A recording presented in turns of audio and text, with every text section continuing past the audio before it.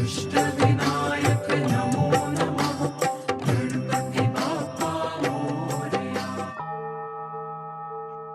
to the Keen on Yoga podcast. Jason Brown, Jay Brown. Lovely to have you finally on the podcast.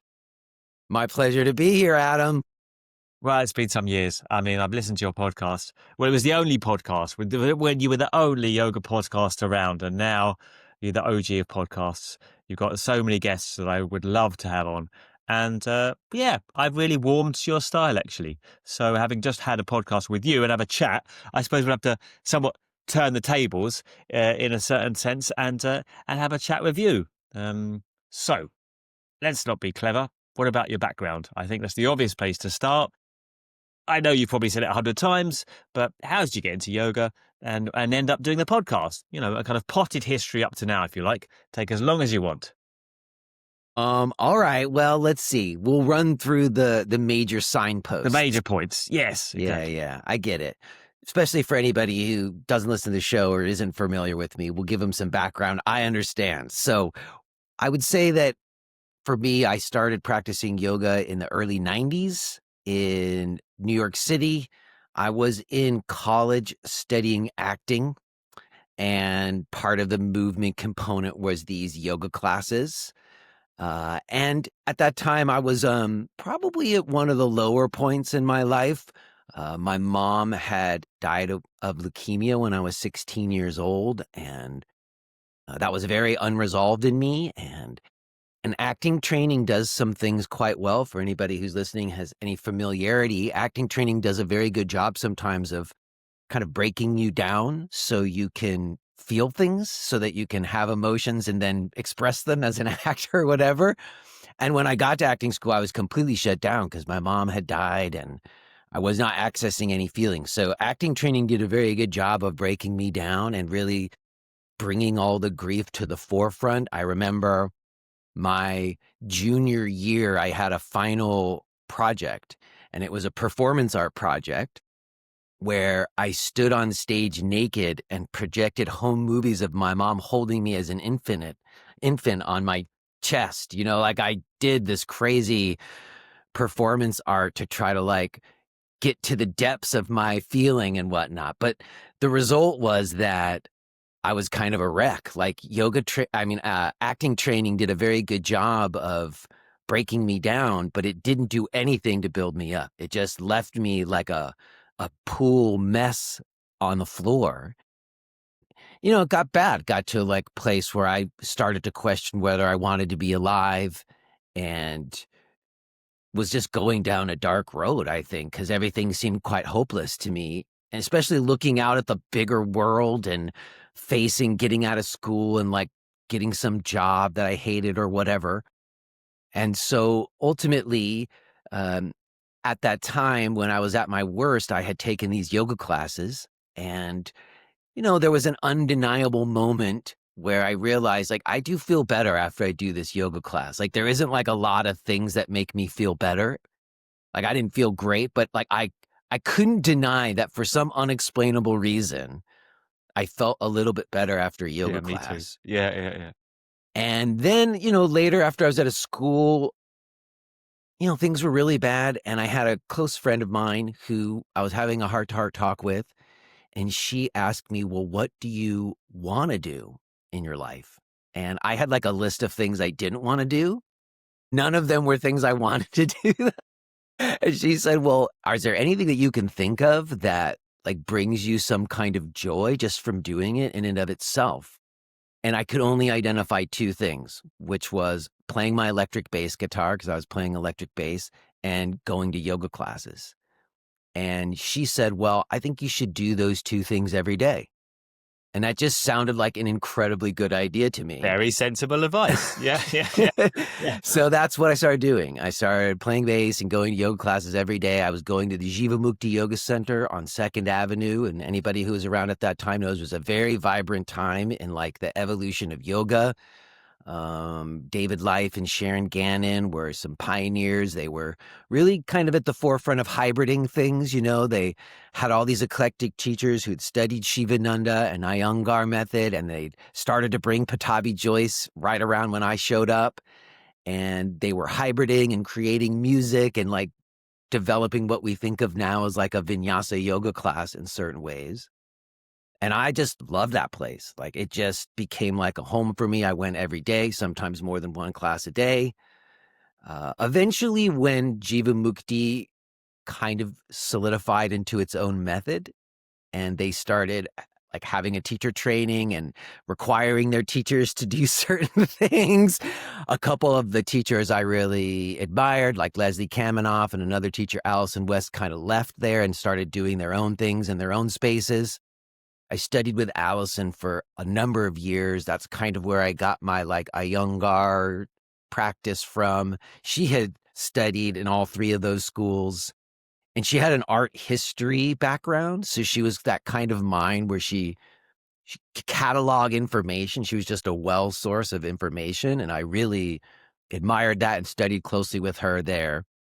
And started teaching under her auspices. I remember when they first initiated 200-hour trainings, I had already been practicing with Allison for like, I don't know, at least a year and a half, 2 years, like every day kind of thing, or 5 days a week. I was going a lot. And she did her first 200-hour training, which I was in. But I remember because all these people showed up who had never practiced with Allison before, but I had been there for like a year and a half. And, she was a strong personality teaching in a kind of old, strong tradition kind of way.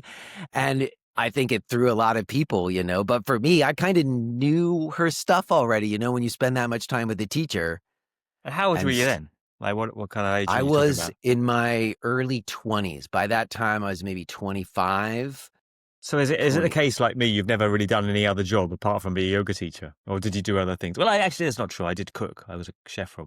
No, I had jobs in college, but I think just out of college, I did a few things. Like I tried to wait tables for a minute, and I worked at like a video rental store back when we had those. Yeah, showing your age there. Yeah.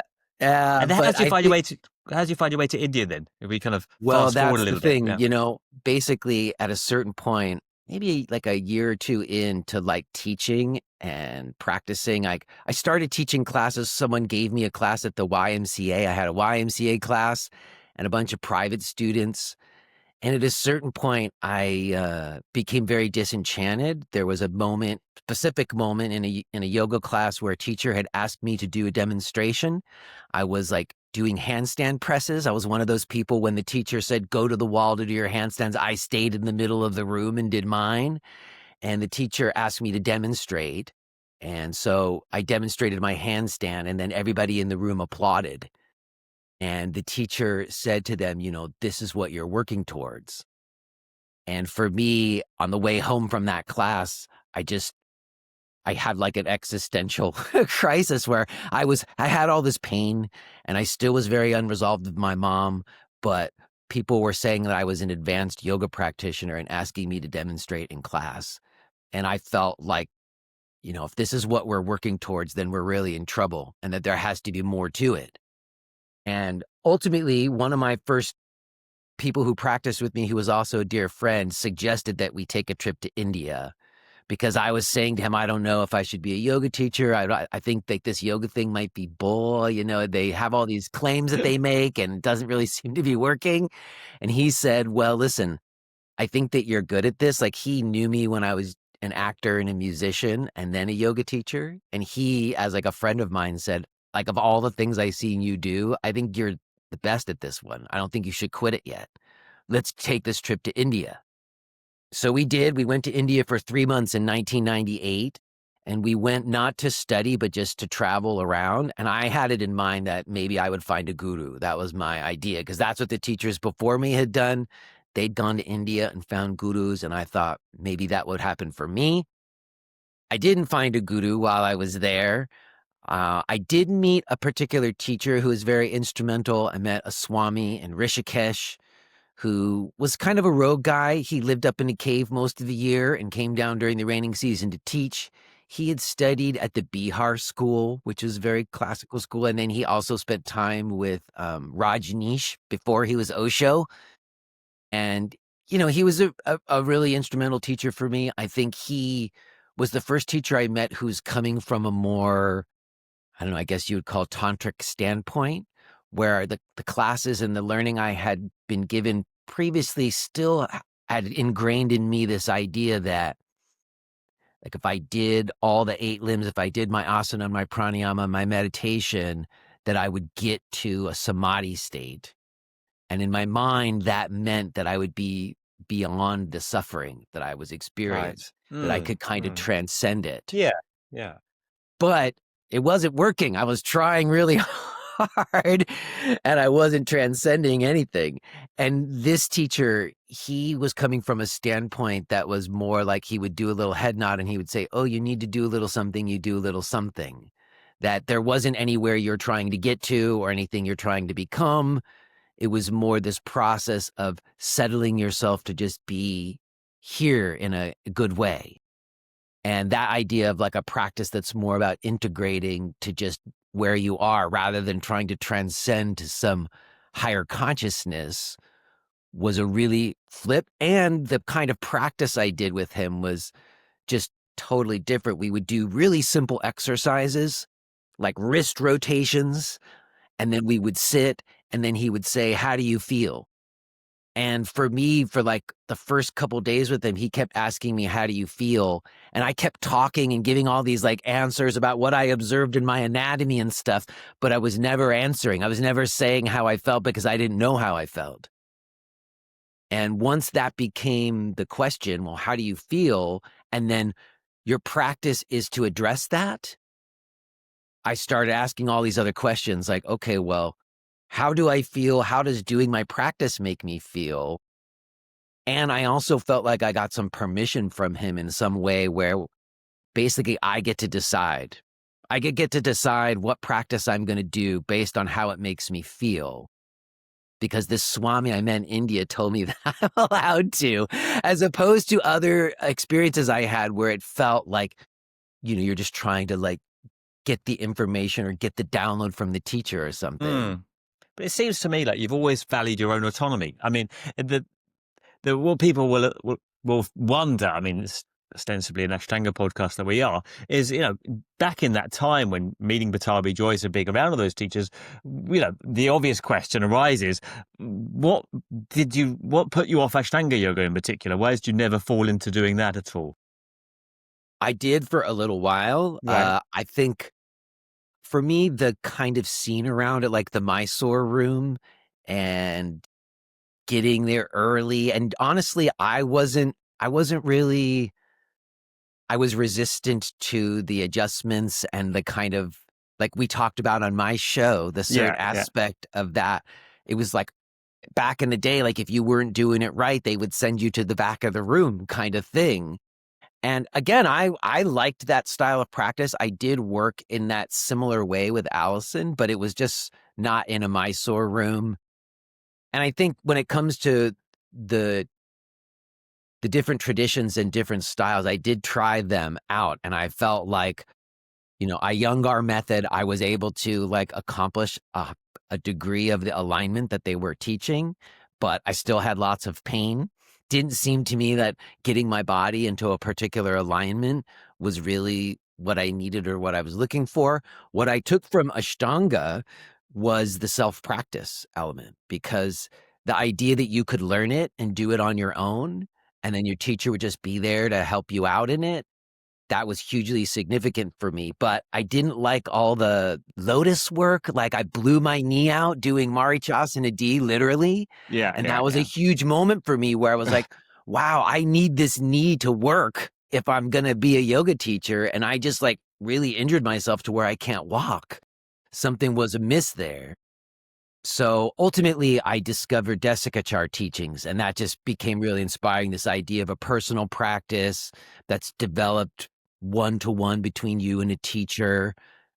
That's what really turned it around for me, and connected to that Swami I met. I remember coming back to New York after that trip to India and reading The Heart of Yoga, and something in that book was connecting to what the Swami was doing with me. It makes sense because they both came from like kind of a similar philosophical viewpoint in a way.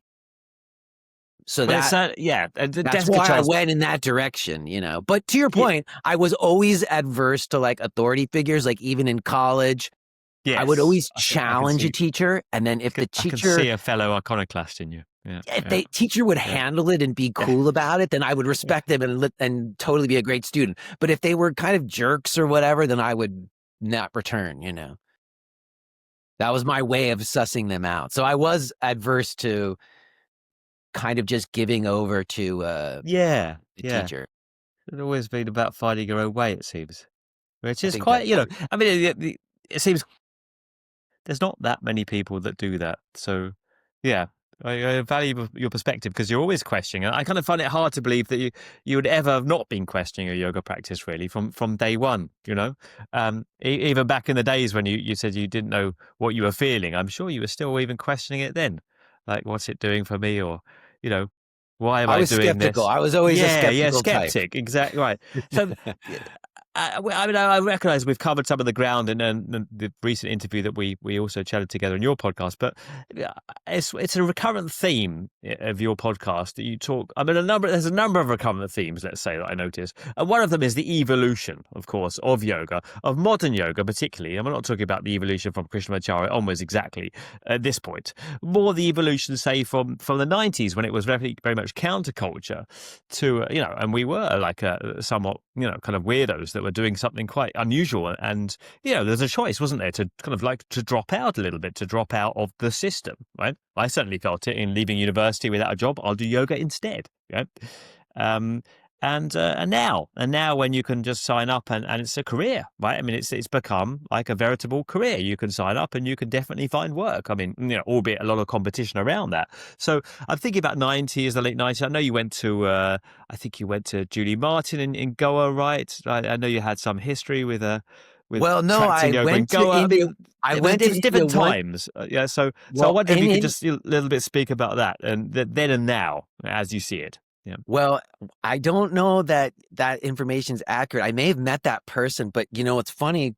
When I went to that trip in India, one of the places I stopped in was Goa, and I practiced at Purple Valley, which I Yeah, it know was is a Purple spot. Valley. Basically, I went in and asked them if I could use one of their spaces in the morning to practice, and they said sure. So I went there and practiced every morning for a week while I was there in 1998.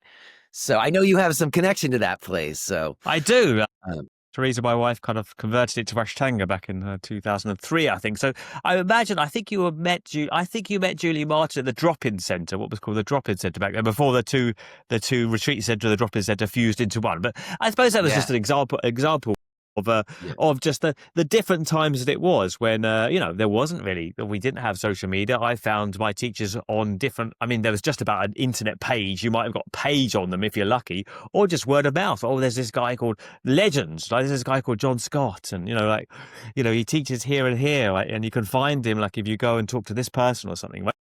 So it was, a very different time, and I know you have reflections on this, and I think you have somewhat nostalgia, let's say. I think about this time, right? Considering now and your certain reticence about social media, I feel, and that kind of culture around the performative aspects of yoga, or how one's needed to compete in a competitive marketplace.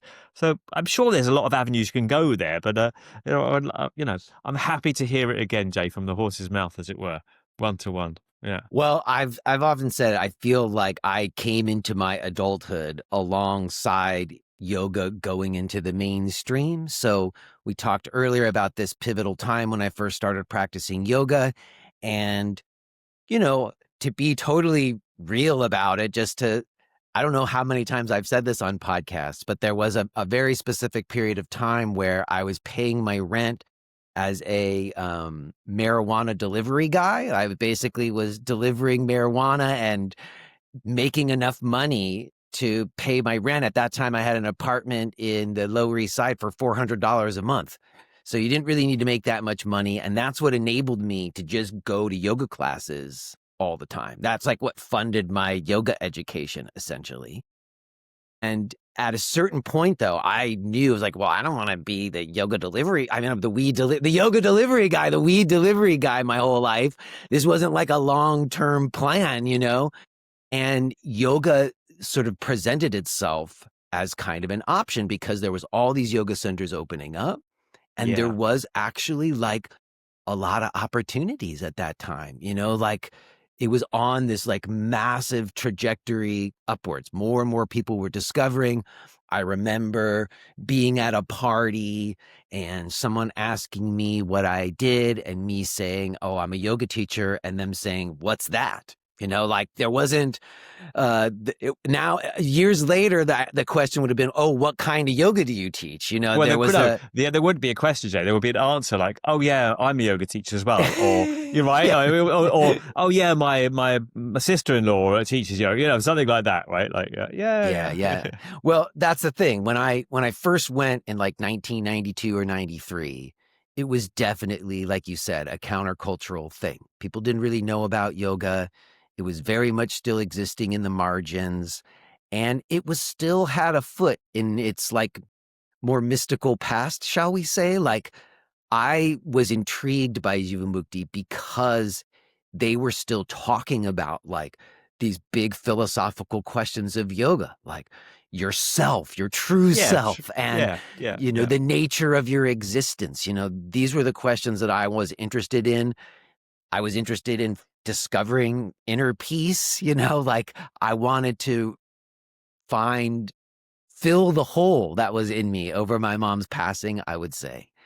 And it was that, but as time went on, there was certainly this move towards marketization of yoga, and all the teachers were kind of talking about that we need to bring this into the mainstream. That was basically the mission, and they were very effective at it. I kind of caught it and rode the wave. So I spent 10 years just teaching at all these different yoga centers. I'd be teaching at 4 or 5 at a time, maybe sometimes upwards of 20 classes a week, but I was making a decent living. I had all kinds of private students, and just watched it become bigger to where then you had teachers who became celebrities. Like, there was yoga journal conferences, but then there was like Nike endorsement deals where you had Reebok commercials with people doing yoga, and it kind of took off. And I think I got in at like a right time. So I have been able to ride that wave. So to your question, yes, I haven't done anything else in terms of like making a living other than teaching yoga my whole adult life. And And dealing a bit of dope on the side, well, that was delivering. early. That was early on. I was only the messenger. But there was a moment I had met my wife and we were dating, and I was like, I don't want to be the weed guy anymore, So I let go of that. So you're right. There was a little crossover there, but generally speaking, since then, I haven't had any other jobs, and it did grow. Like I started out, like I said, teaching at all these other centers. And then there was a model. There was those who came before me, and what they did at a certain point when they became a very popular teacher at the center where their classes were always selling out and people were coming for their class rather than just to the center, they would go open their own place. And Yeah, a lot yeah, of yeah. times it would be contentious. So, but at some point I did that. I managed to do it in a way that wasn't contentious. I had open conversations with the center owners and they were supportive. But then I opened my own place, and I had a place in Williamsburg, Brooklyn for 10 years from 2007 to 2017. And in that time, I watched the evolution of yoga studios, where it started out as, single room places that fit 8 to 10 people with a cigar box full of cash and a sign-in sheet, to, multi-room spa environments and online Mind body online registration. booking systems, and yeah, Exactly. And I yeah, remember at some point, smoothies. Yeah, I was about, I don't know, maybe 6 or 7 years into my 10-year run where I had a kid, and the place was just operating on auto. Like enough money was coming in, mm. and I didn't even have spreadsheets and paying attention to the numbers. It was just operating and working. And it was a dream. I've developed what I was doing as a teacher, in a way that I don't think I could have in any other way, to have that kind of space to just explore and learn and stuff. But at some point I remember like, the first point where I was like, "Oh crap, not enough money's coming in." And I like put together a spreadsheet and could see it and was like, oh crap, this is not going in a good direction. Like, I got to make some changes. So I did. I made the classes shorter, went from 90-minute classes to 75-minute and 60-minute classes because that's what all the other places had done. I got online registration so you could pay online. And I did all the things that, the other centers, the corporate backed chains had come in and were implementing all these things that were working really well. And so I tried to do some of that and it did help. I think it extended it, gave me a couple more years. But at a certain point, it Yeah, I wasn't think what you're talking sustainable. about is the fate of so many people, individual kind of one-man bands that was very possible at the time. A dingy room without heating, and it was kind of quirky, and it was kind of, as you say, kind of counterculture and cool. You haven't got a shower, you're doing this sweaty practice, you're in a cold, dingy room, and it's a kind of cool thing, right? And then suddenly all these, we're priced out of the market, You suddenly, it happened in Vancouver first. I remember being in Vancouver and seeing, the big yoga centers come in there, and it was like a spa. You walk in, it's like, wow, this is yoga. At the time I kind of felt, now it's like, of course. At the time I was like, well, this is not yoga. They've got, they've got a juice bar or whatever. But Well, I had the same thing in London, completely, I was teaching for a centre. I wasn't my own one in this case, but my centre wasn't keeping up with the other bigger centre who was offering, free breakfast, a nice cafe, nice showers. And, people, it's convenience a lot of the time, right? Of course, there's a few people that stick with you because you're their teacher, but, for most people, and reasonably so, they go with the best offering, right? So there we I find think, ourselves until you open one up yourself again. I don't know how or why you've delved into that again. And where you've moved, right? You're not in New York now, but you've moved and you opened a small center in yeah, where? basically when the center at the end of the 10 years, at the end of my second lease, when I knew I wasn't going to be able to renew, I basically had to find a new place to live. And we happened into a place in Easton, Pennsylvania, which is about 2 hours away from Manhattan. And, I would say in the interim, there was kind of the internet because when I started in yoga, there was no internet, as you were saying. And then at a certain point, there was the internet, and I did kind of get in on the ground floor there. It started with blog writing. So I had a monthly blog that I did, which I do think was where whatever like online platform or reach I have, it did start there. That grew from like a list of like 600 to several thousand people who were reading the blog every month. It was a WordPress blog just on my Yeah, website. yeah, yeah. And then I remember when Facebook happened, and the social media sites started coming on, and I got in early there, and I definitely did all of that. And at the beginning, it was kind of great. I watched Rachel Brathen, Yoga Girl, grow a massive following on Instagram. Like there was a moment there where the algorithms, if you were doing something that was intriguing to people, would pick it up and people gained big followings. Yeah, yeah, and you didn't even have to do that much, to be honest, right? Let me know at the start, like it's the start of the reels, right? When reels first came on Instagram, you just had to do a reels, right? You just Yes. had to be in front of the camera, and you'd get all this kind of interest. And now it's like, unless you're doing the best reel possible, everyone's doing them. Let's say the ante is just up to nut, and there's only the few that can kind of compete, and also the kind of win and lose margin is kind of increasing, right? So you've got all these teachers down here that are just trying to struggle to get by, and a few, I don't know who the Rachel is that you mentioned, but a few, they're way up there. That they'll just put their face on Instagram. It's like, here's me today. It's Monday. Wow, and it's like thousands of likes. We love you. Right? They don't have to do anything. Kind of thing. Yeah, So, but that's very fleeting. You see, I do think at a certain point, they actually change the algorithms. Like the yeah, they social are media changing. sites They certainly change. are changing And I constantly. remember, Yeah, I yeah, yeah. remember when it happened, and I had a business partner named Josh Citron who I was working with for a long time. He was a music producer, and he knew what was going on in ways that I didn't. And he was the person who said to me, he said, all this time you're spending on social media posts isn't doing anything for you. You're wasting your time. Yeah, And you I didn't, mentioned that in Harmony's podcast. Yeah, but yeah, you I didn't, just I do you didn't, still believe that? well, I do believe that because I proved it. Like my podcast is my social media to a large degree. Every once in a while, I will put a post just out of curiosity to see. But Yeah. as I said on that other podcast, we tested it and kind of looked at actual numbers, like if I don't post on social media, do I get less listens on the podcast or do I get less visits to my website?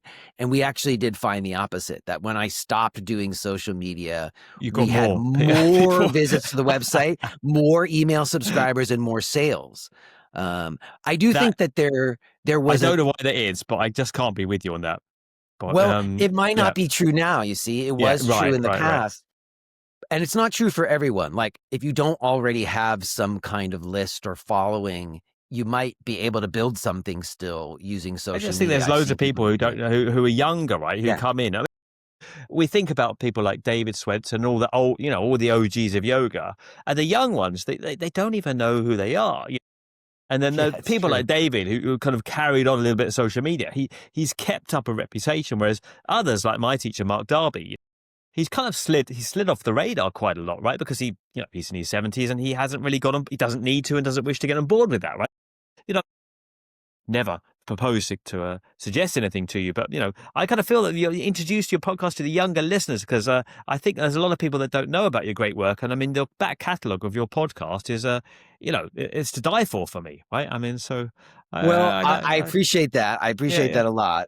And I will say that I'm not against the internet. Again, I went from the blog to doing the podcast because the blogging changed too. Everybody went on social media and like the dialogue got really toxic. It got gross. And so doing the podcast was like long form and a way to open it up. But I don't know that I totally agree with you. I mean, yes, I mean, again, me posting things out onto Instagram isn't necessarily getting to the younger crowd. And the truth is, I think the place that people find me most is because they take a teacher training and the person running the teacher training is like, oh, go listen to the podcast that Jay did with this person when they're yeah, yeah, talking about a certain thing. yeah, And for it sure, for really sure, happens more like that, much more yeah, organically yeah, than through marketing. And to your other question, why I opened this place, and for people listening who don't know, well, who haven't yes, I listened to the forgot about that show, question. Yeah, yeah, like I had an online platform starting in like 2015, 2016. Before I let go of the center, I started live streaming my classes because that business partner of mine told me I should. And so when the pandemic happened, I already was completely set up. And, there was a kind of a boom time for me online during the pandemic when everybody was online. And there was a moment where a number of us like made enough money just from teaching online from our like homes or whatever. And that was like, wow, can we do this? And to a small degree, I am now still. But coming out of the pandemic, I think there's been a big impulse to get back in the room with people. And, the traveling that I was doing, like traveling all around the world, like you're doing right now, or like even trying to like set up workshops, it's harder and not as lucrative as it was before the pandemic, to say the least. And so part of me, I had a bit of a crisis about a year and a half ago where I was like, oh my God, am I going to have to find something else to do because this doesn't seem like it's going in a sustainable yeah. I was direction? going to mention that. Yeah, yeah. Have you had any ideas? Because you often mention that Well, I might have to find another job, and I'm always intrigued because sometimes well, my wife says that to me. Oh, what would you do? And I say, well, I'm a bit old for that now, and I haven't really. I was a cook, but I mean, I don't want to go back to kitchens. So I don't really know. well, Philosophy well, degree doesn't really do much. I Yeah. mean, So when I was what would asking you that do? question a year Yeah. and a half ago, I, I was prepared. I like was talking to God and said, if I'm supposed to do something else, I'll do something else. Like the idea that I'm going to cling to this like identity as a yoga teacher, it goes against something that I've learned from yoga about myself or whatever. So I've always felt like if it stops working, then I'll just have to do something else. Hmm. I don't think I ever thought I would get to that point, and I felt like I was kind of getting there last year, but then there was some unexplainable circumstances or some divine intervention where the opportunity to have this space in my neighborhood presented itself. It's kind of like an impossible situation where this space never gets listed on a thing that you would be able to rent it. You just have to know the right person, and somebody knew them and introduced me to them. It was one of those crazy situations where suddenly I had this opportunity to have a space in my neighborhood. And I've just basically decided to see if I could go back to some of the old ways. I literally have a cigar box here. I don't have any online registration, although I just added some about last week because I had somebody contact me and they almost weren't going to come to class because there was no online registration. Like they weren't sure there was going to really be a class because they couldn't register in advance. Yeah. It's kind of understandable in this day and age, I think. Yeah. So anyways, I put that Yeah. up there as an option, but Yeah. for me, it has been really wonderful because I have connected to people in my neighborhood. Like there's been a group of people who've started coming and made it a regular thing. And there's something fantastic. It's really touched me back to why I do this, like why it's important and meaningful to me to do it. And the issues of the money, like right now, I am scraping, I'm like doing okay. I'm managing somehow. But if it tilted down at all, I probably would have to do something. And to your question, I really don't know. I've looked into it. I've got Still don't know. skills. I've got You know, podcasting skills and media crypto bro. skills and all this Yeah. stuff, but Uh, maybe like communication skills. But you have them for sure. not many people But, are looking to hire 53-year-old yogi freaks, Well, you brought it up. I was going to bring it up a little bit later in the conversation. What about God? Because you started to talk about God. You've had some Christians on the podcast talk about, Christian religion and faith. And I think you seem to have refound a somewhat kind of Christian faith, right? So how Well, does not No? Do you want to say something about that? Or put me right? sure. Or, I'm happy to. yeah. It's the new thing. It's not a refound faith. It's not a refound, right? Because when I grew up, I did grow up in, I guess what you'd call a conservative Jewish household. Yeah. That was a bar mitzvah, but I kind of rejected it at age 16, around the time when my mom passed away. I remember being in temple and for the first time reading the translations of the prayers that I had learned by heart. So I knew all these prayers, but I didn't know what they meant. And when I actually read what they meant, I didn't think that I believed it. It felt like, oh, I don't believe any of this. And I remember telling my dad, I don't believe this. I'm not going to temple anymore. And he said, yes, you are, because your mom does. And so in a way, it was fine with me if I didn't have to believe, but it was for my mom. I went that last year that she was with us. But after that, I really rejected organized religion altogether. And yoga became the place for me to explore Eastern spirituality, which felt way more open and free, and the idea of a consciousness-based reality and a mystical realm. These were all very appealing to me. So I have been studying, Eastern spirituality, kind of comparative philosophical study, whether it's like non-dual or dual, different philosophies in yoga. I've been sort of parsing that over my life. And I think for many years, I kind of landed on what I was calling like a radical non-dual tantra, which was very much about, an integration idea, like I said earlier, where like Harish Wallace said this when he came on my podcast. He talked about tantra and he said, you go inward to like the center of your being where there's cosmic order, and you experience that inside yourself. And then you come back to here with that, and it's expressed in your attitudes and your actions. And that is a very different philosophical view than like trying to like transcend to some kind of higher consciousness or whatnot, like I was saying earlier. So I've lived with that philosophy of integration, non-dual tantra for most of my life. But coming out of the pandemic, one of my daughters had a mental health break where like within a week of them taking the masks off and putting the tables back together in school, she had like a complete breakdown. She was diagnosed with rapid onset obsessive compulsive disorder and generalized anxiety. And it got to a really scary place where we weren't even sure whether we were going to be able to take care of her. And we were looking at whether or not she needed to be institutionalized. And I was on my knees in a way that I've never been before.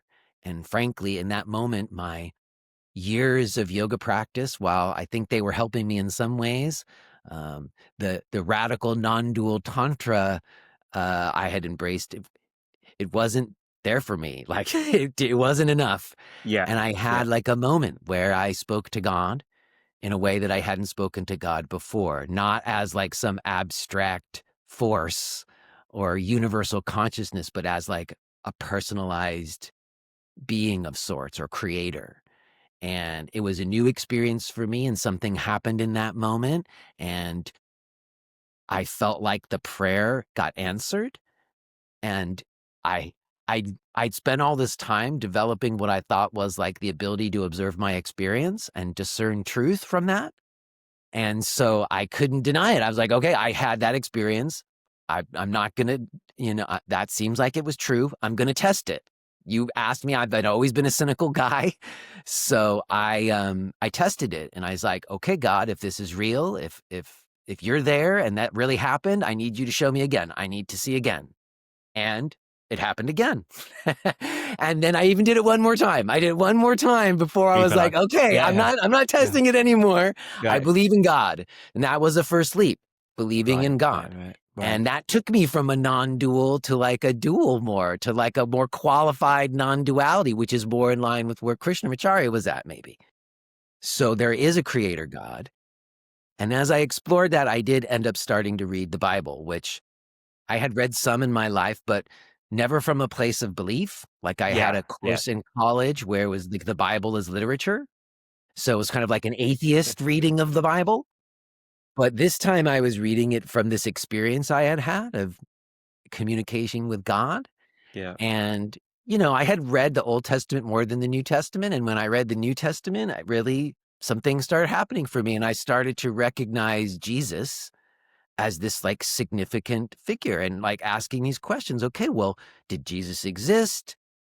Okay, it seems like he existed. Most people, there's more evidence he existed than Patanjali, like, yeah, okay, Jesus existed, okay. Was he crucified? Well, there certainly seems to be a consensus around that, like, and then was he resurrected? Those are the questions, right? Looking into that, I started to identify for myself that the idea behind Jesus, or the belief in Jesus, is that it's a covenant. It's a covenant between humanity and God, where you get to have a personal relationship to God. I was just kind of reflecting. I mean, there's a couple of things. Well, one, it's nice to hear you say this, and I'm assuming your daughter recovered okay, and she's okay now. She's doing very well. Great. Because I remember hearing you on this podcast at the start of it. I was in Turkey. I was in a gym, in fact, and I remember you hit at that very time and thinking, "Oh my God, this sounds really, really." I mean, having suffered from mental health myself, that sounds really, really bad. So I'm so pleased to hear it now, because I've always had that wonder, actually, with your daughter. But secondly, on a more abstract note, has it changed your approach to yoga? Has it changed what you're trying to, let's say, has it changed the way you personally approach it and the way you teach it? What you want to? Because I remember you asking me kind of probing questions about what I'm trying to teach as yoga, what I'm hoping for people to get out of yoga, which is the obvious question, really. But has it changed that? Has it changed the way that you look at how you'd like people to take up yoga and what you'd like them to get out? I think so. I think in a lot of respects, Mm. I'm teaching the same stuff, developing sustained attention and a clear lens of perception and a voice of inner knowing in yourself. Those things all remain true for me. So it wasn't like it hasn't been a radical shift. I just think that there's certain languaging in yoga that I was using, or certain ideas that ultimately come down to you getting to be God, or like you doing it. It's all on you to do it.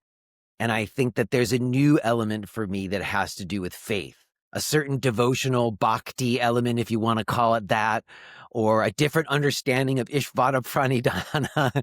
like surrender has always been something I've been good at, but I think Ishvara Pranidhana is surrendering over to something, like to the feet of the Lord, if you want to translate it that way. So I think that it's been an addition more than like a subtraction to what I've done. I do think of yoga, honestly, as humanity working through certain questions before Jesus. Like I think it's interesting to me that we mark time before Jesus and after Jesus. And I think I can find what Jesus teaches in ancient yogic teachings. I can find a through line, But I also think that there is something very specific about Jesus. And I just feel it's compelled to mention this because in the yoga world, it's not often talked about, that one of the things that has drove me to belief in Jesus is a recognition of evil, because I think that I observed in the world over the last 5 years in a way that I hadn't before, some idea for me, well, no, not everything is just benign and evolving.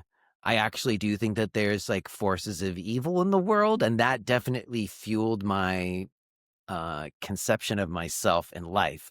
So to your question, has it changed my approach in yoga? Not entirely, but it's certainly colored it. Even when I'm talking with someone and we're having a heart to heart and we're talking about how yoga might help them, I I'm not somewhere in me now.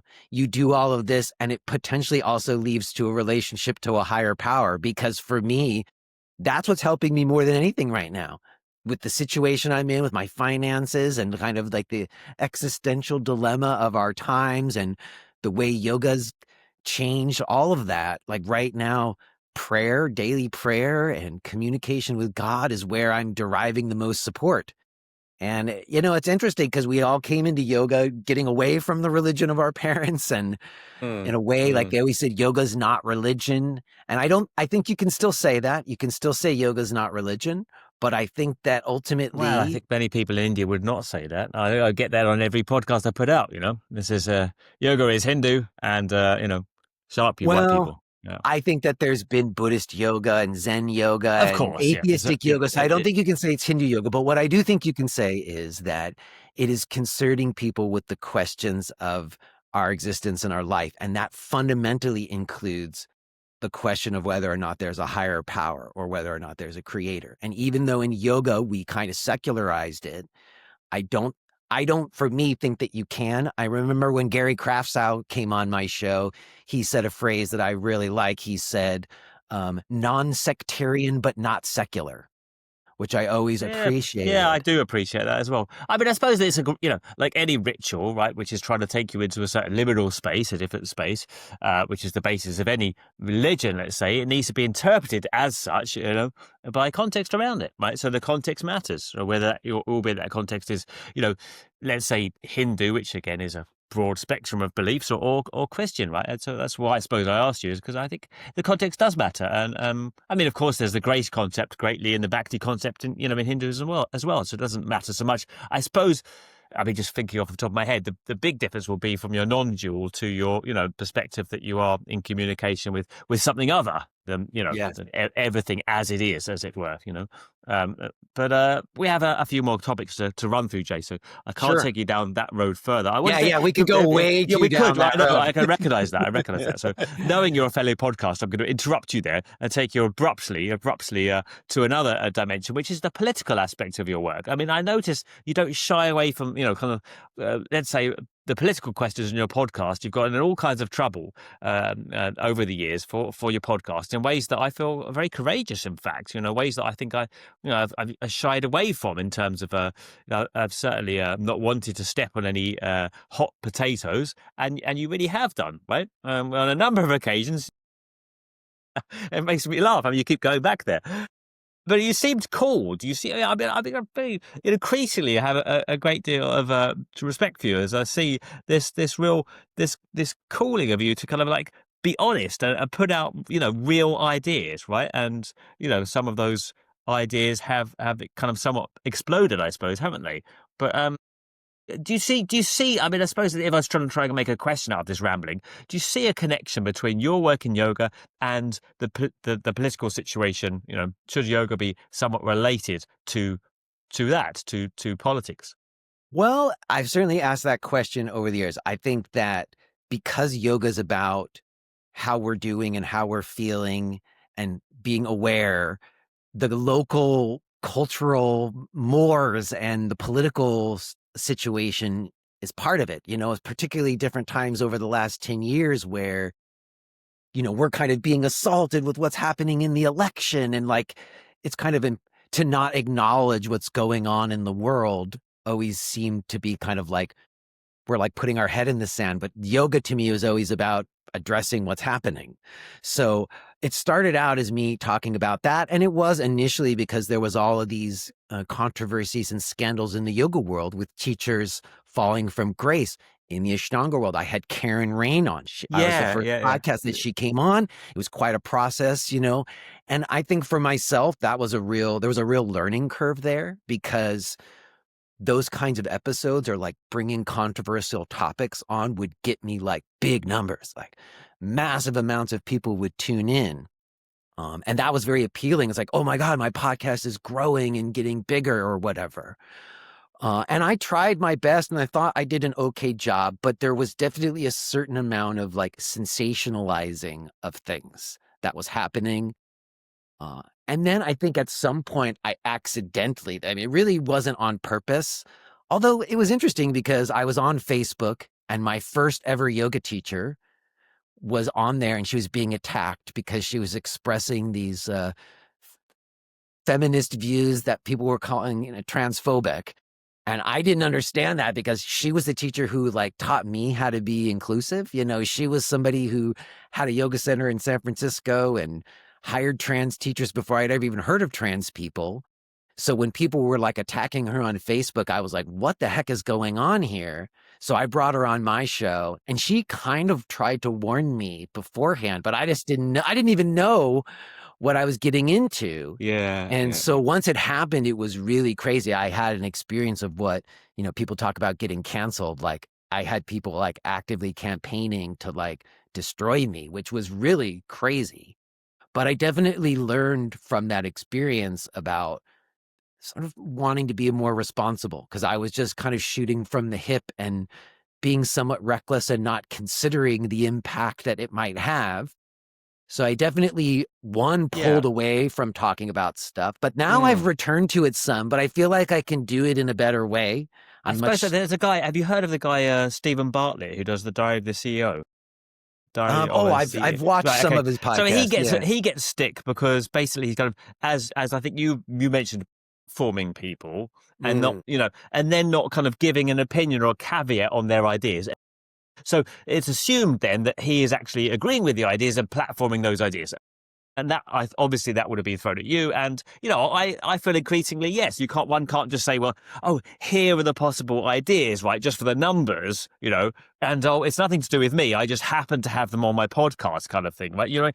As you say, you have to take responsibility to say, well, people on the podcast, we have to have some resonance so that they're reasonable to be expressing their, opinions with us, let's say, I think that's even right. If we don't agree everything that they say. I think that's right. Yeah. One of the lessons I took from that was, in trying to like sort through the aftermath, there was like a call to delete the episode.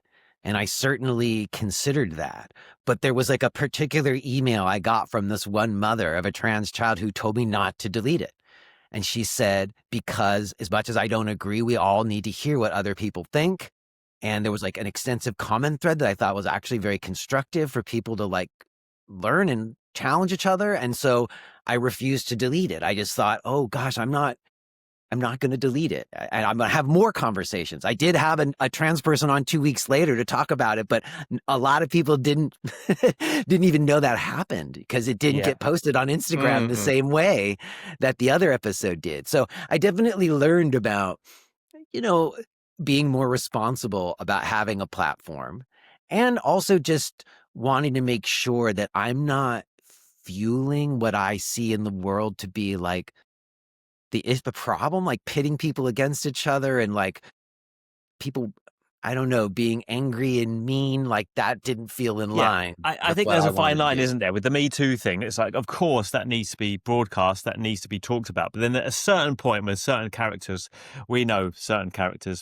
got involved, then it just seemed to be like, try and find anything negative and drag that into the light, and make more and more out of it, right? I think so. What I learned was that those big hits where I get all these people coming, I discovered that, oh, wow, like a lot of these people are listening and they don't like me. They are like hateful towards me. You know what I mean? Like at a certain point, I was, I want to have more reach if it means like because they're listening because they pissing hate you. people off. They just listen just out of enjoyment. I was amazed by how many people would listen when they really didn't like me. I'm like, why would you keep listening? if you're pushing certain buttons, you know what I mean, and you're using certain kind of inflammatory language, you'll piss people off and you'll get more listens. And that's one of the things that we've observed. And I made a conscious choice, to your point that you were asking me about. I definitely made a conscious choice over the last few years to be like, you know what? I don't want to play into that dynamic online anymore. I don't want to do episodes just because they're going to get a lot of Honest, people because they're hon- inflammatory. yeah. I want Honestly, to I've seen that in your podcast. I want to have Yeah, conversations that I feel yeah, like yeah. I'm learning and growing from. Yeah, and Period. they represent you somewhat. You know, I mean, the Christian stuff that you've done more recently is like, well, you know, it's clearly a particular interest of yours and represents you. And I saw that trajectory of your podcast, and I went some way with it. But then I also thought, yeah, as you say, somewhat trading on the sensationalism, and you know, now the way that you're doing it, definitely, yeah, definitely, I noticed, and and I think. Yeah, and I think it's laudable. You saw that and acted accordingly. And to that end, I suppose, as we've I don't do massive episodes because no one listens to it's like the stats. You know the stats. Oh, the first 10 minutes. I mean, if The we've general, kept them this long, we've kept them this If we long keep there. to this long, you're in for a treat now, guys. If you've stayed this long, so the last few minutes. What about the podcast then? I mean, let us a little bit in on the podcast format because it's always intriguing. I think even as a fellow podcaster, let alone just an average punter to them. Like, what have been the difficult moments? What have been the good moments? Is there any guests that you want to have on? Have you got any aims in the future? Where would you like to take it? Just speak to us a little bit about the podcast. I mean, I'm super curious about it myself, actually, having this opportunity to ask you. I Highs mean, and lows, aims and I mean, regrets, that kind of thing. Yeah. I would say it continues to be one of my favorite things to do because it is a vehicle of expression for me. That occasion you've experienced this where you reach out to people, you read a Absolutely. book, Yeah. and like then they come Yeah. on you.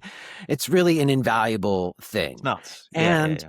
because of the format, as you said, and just to give it due credit, I initially modeled what I was doing off of Mark Maron's podcast, WTF. I eventually soured on his podcast, but the format of doing these intros and outros where you kind of are sharing of yourself and then that kind of interview in between. I definitely modeled what I was doing after that. From the very beginning, it has always been about me wanting to kind of strip away some of the veneers and talk about how yoga teachers have pain and get hip replacement surgeries like we talked about when you're on my Yeah. show. Yeah. Yeah. It was always a little bit about that. And because of that practice it's as you've learned yourself, to record and sit in front of a mic and just talk into it in a natural way, it's something you have to practice. So I've taken it on as just an extension of my yoga practice in certain ways. And there's a ritual to it every week of doing it and of even generating the episodes. I don't do a lot of planning or they happen very organically. Sometimes people are reaching out to me. Sometimes I have a thing in my mind that I want to pull on. So I reach out to some people. And, in terms of highs and lows, I think the highs are, I still get them even just yesterday. I got an email from somebody who, listens from Sri Lanka, has been listening since the beginning and basically listens to the intros and outros, but doesn't always even listen to the conversation. She's just there for me and just sort of saying, They're oh, very real. They are very real. I'll give you that. Yeah. well, I think that Yeah. some people out there's probably about 2,000 people in the world who are dedicated listeners. And So give yourself a bit more credit. I think one no, thing and is you that can look at the they're, numbers. That's about what it is. It's not that big. they're, they're clearly unscripted, but it's not a ramble. You can think, and you're thinking, on your feet, as it were, and that comes across. And the spontaneity and in the emotional. I feel you're emotionally quite raw, which I appreciate because I feel like I'd like to be, or at least I try to be myself. What about? I mean, I'll bring it back on a more superficial level now. Let's not go there. What about your fate? Do you have a favorite guest or a favorite thing, a favorite guest or a favorite thing that someone said to you, for example, or a most difficult thing that someone said to you, and you thought, oh God, I don't know whether I can continue the interview, or they just left or anything come on. Someone Well, said something there to you. is Yeah. only 2 episodes that I've ever recorded that didn't get published. That's only happened twice in the 10 years That's that not I've bad. done this. I reckon I got two. Yeah, One two. of Yeah, them yeah. one of them, and I won't say the names, Yeah. One of them was a student of a very controversial teacher, and somebody scheduled her on the podcast, but didn't really tell her what it was going to be. And I I caught her in an honest moment, and she like said all this stuff about the teacher that was really from her, like just very heartfelt, but in many ways I think was kind of damning in certain ways. And, right after we recorded, like her PR person or whatever had contacted me in a panic. She was literally going through cancer treatments at the time. Like I don't know, her health wasn't good. And they asked me if Mm-mm. I wouldn't publish it. And I felt like it would have been mean to publish it. And she was going through cancer treatments and I just Mm. couldn't. My mom had been through cancer. I couldn't do it, Yeah. So Yeah. like I didn't do it. And another one I recorded was also like that, where someone was accusing a very well-known figure of inappropriate behaviors, and they asked me not to publish it because they were going to do a lawsuit, and they thought that it was going to affect the lawsuit. They didn't end up doing that lawsuit, and I never published it because I didn't feel like putting out that stuff, as I said. So those are sort of like the only times Now where we're there's left guessing, aren't we? Who was it? yeah, there's Yeah, moments, yeah, but going through the the thing. only Yeah, other the only other yeah, time I would say that yeah. was really my episode with Kino was very, monumental too, because that kinda happened with her a little bit, and Didn't right want you to after put the it out, episode but you happened, did. she embraced Yeah, it, but yeah. then later Yeah. on, she Right, didn't. right, She right. kinda talked against it. I will say, back to something else, I know we don't wanna get too deep into it, but it connects in my mind when we talk about me doing the intros and outros and where Yes. that comes from. Yeah. I'm having a memory right now sitting here with you when I was very young, kind of in my room, like talking to myself. And my mom walked by and saw me, and I got really embarrassed. And she said, "Oh, no, no, like the smartest people all talk to themselves. Like Einstein and all these smart people, they all talk to themselves. Don't worry about it. You should talk to yourself." And I do think That's that, nice. like when I'm in my attic Yeah. talking into the mic, it's basically kind of just like going right back to there, like this place of inquiry in me and talking to myself in the mic. So I think that is where it comes from. And it has a heart connection there that I think fuels that spontaneity or the continued inspiration there. Yeah. And that's very apparent. And you just, and the stamina to keep it up. So incredible, and so incredibly well. Where's it going? Any wishes? Any aims? Do you have any particular direction, or are you just kind of like flying by the seat of your pants, as it were? I'm flying by the seat of my pants. I don't know. Okay, At this point, I I thought you'd feel say like that. It's an easy out. I don't Yeah, really have any idea about where it's gonna go. At this point, we're in real new territory just in general, and it's still fruitful for me. It still feels like a place of learning, and it still feels like there's people connecting with it. So I still feel inspired to do it. Uh, but in terms of where it's going, I don't know. I'm at a loss. I'm at a loss right now. And even to your earlier question about, what kind of jobs we could get if we needed to make more money, I don't know. So at this point, I'm operating on a lot of faith, and that's why I keep bringing it up. I feel confident that I can handle whatever gets presented. Maybe that's a yoga thing. I feel like I've got some agency in myself to manage whatever challenges might be presented. But in terms of like having some idea of trajectory or like any kind of business plan, I got nothing. I got nothing. And I'm skeptical of people who say they do. Even there's some people out there starting new organizations and talking about building yoga careers. I don't know, you know what I mean? I feel like it's harder than ever, and it's hard to see real career paths for yoga teachers right now. It's becoming more and more like art, like being a starving artist, which is where it started for me. It has kind of yeah. come back Maybe it to will come that. a full circle, won't it? Yeah, It is a yeah. little. All right, Jay. Well, let's finish it on the note that I do. I don't do so often now, but I thought I'd do it with you. Give me a guilty pleasure and an inspiration. Yeah, I haven't done this for ages actually, but I thought I'd do Guilty it now. pleasures. Yeah, I don't know if it's doesn't my have to be. guilty my Don't go the guilty whole thing pleasure about is guilty. also my inspiration. How about that? So I like it. One of the Yeah. things that I've been really into, which people would not know, is watching YouTube videos of people restoring old broken down motorcycles and Well, cars. that's pretty cool. What is I it? Yeah. really, I know, just kind of happened into That it. could be a thing. That could be a thing. I Are you any good I with your hands? I think I've Uh, actually learned uh, quite a bit about engines from watching okay. it Okay. and wrenching, but it's a thing because there's a certain zen to it where you take this like broken down machine Yeah. Yeah. Yeah. and you check it and you get the Take all the spark bits and you get the apart and yeah. compression and you get the Yeah. Yeah. fuel and then it starts up. And I don't know, like I really love that. And something about the simplicity and like having to figure things out and be very patient. I don't know. I get a lot of inspiration, and it's my YouTube time, which is maybe why I called it the guilty pleasure. But I try to have boundaries around it in terms of how much time I spend But on YouTube. that could be a new thing. Yeah. If all Maybe. if the yoga fails, restoring vintage motorbikes. You heard it first here.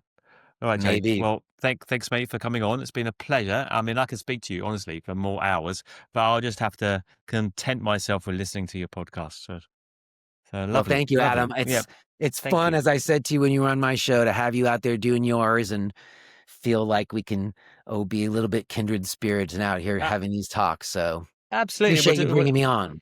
Let's do it again sometime. And then up until that point, guys, listen to the podcast. It's got a great podcast, and I definitely do recommend going to that catalogue. So many good guests. So cheers, Jay. Keep up the good work. And thanks for everything you do for the yoga community. Thank you. Cheers, man. Thank you.